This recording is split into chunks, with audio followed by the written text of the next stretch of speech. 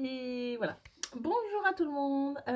Du coup, j'avais fait une vidéo et puis comme une grosse quiche, je vous ai montré mes papiers de grossesse et en fait, j'ai montré le formulaire du CERFA, là où vous attendez un enfant et du coup, il y avait tout, je l'avais rempli déjà, il y avait toutes mes données dessus, mon numéro de sécu, tout. Donc je me suis dit que c'était pas très malin. Heureusement que j'ai vérifié avant. Voilà. Donc je suis bonne pour recommencer. Je disais donc que j'étais. J'ai essayé de remettre droit parce que c'est cassé les couilles. Voilà. Donc je disais que j'étais dans la chambre de ma fille parce que elle est en bas avec son papa et qu'ils n'arrêtent pas de pipi. Voilà, donc forcément ce serait mal entendu. Je suis dans la chambre de ma fille, il faudrait que je vous la montre un jour. Parce qu'elle a un lit au sol qui est super, c'est le lit Cura de chez Ikea. J'en reparlerai un jour, il est vraiment top. Je suis là pour la vidéo sur mon premier trimestre de grossesse. Je devais déjà faire des vidéos il y a 3 ou 4 semaines et en fait j'arrive pas à suivre, je cours après le temps. Donc j'ai fait la première échographie la semaine dernière et cette fois j'essaierai de pas faire trop l'erreur. Voilà, et donc bébé va bien, bébé va très bien. Il gigote bien, il doit faire à peu près 8 cm de la tête aux pieds. Tout va bien. J'étais très angoissée par rapport à la clarté nucale, mais en fait, nickel, elle est de à peu près 1 mm, 1 mm 2. Il m'a dit qu'il avait mesuré large, c'est pour ça que je dis ça. Et donc, tout va bien. A priori, il faudrait que je fasse quand même le tri-test qui est... en fait, le tri-test, c'est une combinaison de données, mon âge, la clarté nucale et via une prise de sang, le taux le taux d'hormones que va produire le placenta. Et à partir de là, il combine tout ça et ça te donne un pourcentage, en gros, ça te donne une estimation de combien de risques tu as. Il m'a dit que globalement, entre mon âge et la clarté nucale, je devrais être à 1 sur 10 000, sauf si il se passe quelque chose au niveau du placenta. Mais bon, tout a l'air de bien aller.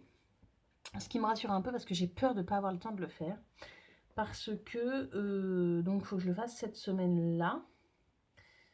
Je suis dans la semaine des 13 semaines aménorrhées, c'est jusqu'à 14 semaines aménorrhées, mais on part la semaine prochaine en vacances.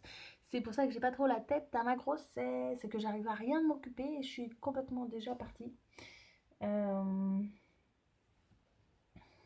Pour en revenir à Baby Chou, j'avais dit à l'échographiste qu'on ne voulait pas savoir le sexe.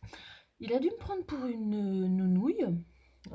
Parce que quand je lui ai demandé le chiffre de la clarté nucale, il m'a regardé, il m'a dit parce que ça va vous dire quelque chose. Ben ouais, ça me dit quelque chose. Je me suis un peu renseignée quand même. Donc en gros, si c'était proche de 3 mm, ça m'aurait un peu foutu les boules, surtout que j'étais à 11 semaines aménorrhée, pas encore 12 semaines. Donc je savais que c'était inquiétant, enfin inquiétant, un peu plus inquiétant. Après 3 mm, bon 1 mm c'est bon. Bref, il me dit ça et donc je lui dis que je veux pas savoir le sexe. Le premier, en fait, pour ma fille, on n'avait pas voulu savoir le sexe non plus avant la naissance. Ça avait été la surprise, bien que je savais très bien que c'était une fille. Et il avait fait des échographies en fait où c'était tronqué. Et là, il a fait des échographies. Le chien. Quand c'est pas le chat, c'est le chien. Donc il a fait des échographies entières. Et du coup, bah, forcément, je le vois le bourgeon, quoi. Je le vois et forcément, bah, comme je sais des choses, bah, je réfléchis. Bref, ça m'ennuie. Donc, sur celle-là, on aurait tendance à penser que ça remonte un peu. Et encore, et sur celle-là, clairement, hein, on le voit, il est là, voilà. Ben, sur celle-là, on dirait une fille, quoi. Donc, je lui en veux un peu de m'avoir pris pour une quiche encore. Et en même temps, bon, ça reste dans le flou quand même, et en même temps, j'étais pas à 12 semaines, donc voilà. Pour celles que ça intéresse, en gros, c'est plus quand même raisonnable à partir de 12-13 semaines, c'est plus sûr, mais en gros, il y a le bourgeon génital qui se voit que ce soit un garçon ou une fille, qui est présent, et s'il est parallèle à la colonne vertébrale, voire un peu incliné, c'est une fille. S'il remonte, normalement c'est un angle de 30%, c'est un garçon. Mais là, je me dis que c'est un peu tôt quand même. J'étais pas encore à 12, bon, à un jour près, hein, mais j'étais pas encore à 12 semaines aménorrhée, donc voilà. Sinon, niveau symptômes, rien de rien. Pas de nausées. Bon, fatigue quand même, des moments où j'ai des gros coups de fatigue. Faut savoir que je tire à l'aide toujours ma fille. Donc ça me fatigue. En fait, les deux combinés, je crois que... et j'ai une diminution de lactation qui devient importante. Là, je panique un peu. Je sais pas du tout ce que je vais donner à ma fille. Surtout que le voyage approche. Et voilà, je sais pas si je vais gérer pendant le voyage. Donc là... c'est un peu panique à bord là-dessus, parce que je ne veux pas lui donner de lait de vache, je suspecte qu'elle le tolère pas très très bien, elle fait de l'eczéma, tout ça, voilà. Sinon, j'ai pris du bidon. Alors, je suis pas mince, donc j'avais du bidon à base. Voilà. Voilà. Pour le moment, ça fait juste gros boudin, encore plus.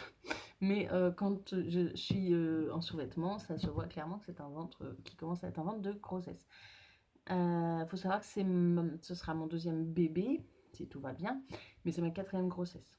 J'ai précédemment fait une fausse couche avant ma fille et une IVG avant ma fille aussi. Voilà. Sinon, donc c'est là où j'ai merdouillé. Je te disais que quand on passe la première échographie, avec succès, on a ce petit papier-là, qui est donc un CERFA à envoyer à la CAF et à la caisse primaire d'assurance maladie. Là où vous êtes, donc voilà, la vôtre, la mienne. Il y a un papier à envoyer à la CAF et il y en a un autre à envoyer à la caisse d'assurance maladie. Voilà. Cette fois-ci, je ne ferai pas l'erreur de le montrer parce que je vais le montrer en gros. Voilà. Sinon, que dire ah si, j'ai senti bébé bouger. Alors, je sais que ça peut paraître très très tôt. J'en suis bien consciente, mais là, bon, c'était très clair. Ça a été plusieurs fois. Alors, par contre, c'est peu fréquent, c'est-à-dire que depuis, par exemple, samedi, dimanche, là, j'ai pas senti. On est quoi? On est lundi, ouais. Je l'ai pas ressenti. Je l'ai ressenti vraiment très nettement autour de l'échographie. C'est bizarre, hein. Avant, pendant, après, le mercredi, jeudi, le vendredi, j'ai vraiment senti des moments toc, toc. Et depuis, je ne l'ai pas ressenti. Mais c'était très net.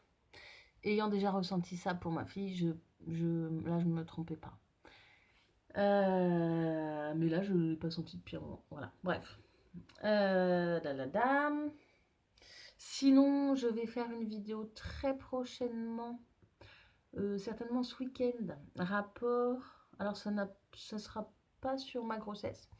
Ça va être sur faire ses bagages, en gros, se préparer pour partir en voyage. Parce que, alors peut-être que ça intéresse pas grand monde, mais en fait, ça m'a tellement pris le chou et ça me prend encore le chou que je me dis que si j'ai trouvé les bonnes astuces, autant les donner, quoi. Donc, on part, pour rappel, on part 3 semaines en Thaïlande. On part la semaine prochaine. Pas grand chose n'est prêt et on va recevoir cette semaine normalement la poussette, son lit de voyage, porte-bébé, tout ça. Donc je pourrais faire ça en fin de semaine et avec démonstration, tout ça. Voilà, ce sera certainement ici. Voilà. J'espère que toutes celles qui attendent des plus l'auront très vite. Je croise les doigts pour vous. Et puis voilà, belle soirée, belle semaine et à très bientôt.